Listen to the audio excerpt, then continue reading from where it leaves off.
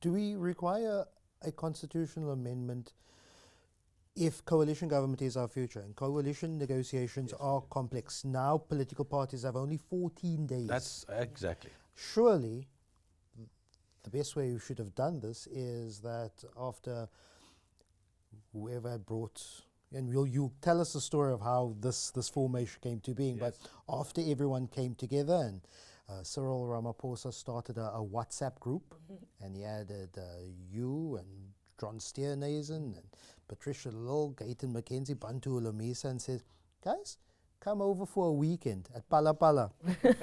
And let's first talk, let's strategize about we are a team of equals here, a team of enemies. As the Abraham Doris Kearns Goodwin book on Abraham Lincoln. We're a team of enemies here, but let's come together for a weekend, let's bosberaad this and say, this is our strategic plan as a coalition government. And from what I hear, that did not happen. Exactly. That was a vital mistake.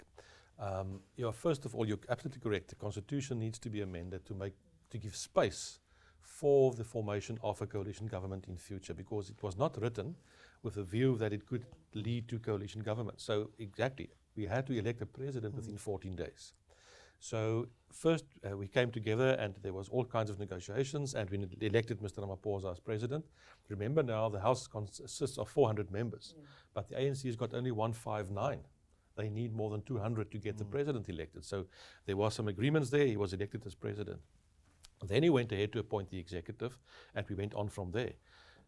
The ideal is exactly what you say, Lester. That should have been the case. Election result, this is clear. The largest party takes the initiative, invites other people. Let's go out somewhere in the bush, preferably not Pala Pala, for various reasons, and then sit down and say, who gets the couch? Who gets to sit on the couch? No, there will be a huge fight who sleeps on that couch. No. And get out there and then get the process going to talk to one another and see how you find common ground. That did not happen. And that's part of the problem with the current government of national unity, because what did happen was the negotiations took place between the Democratic Alliance and the ANC.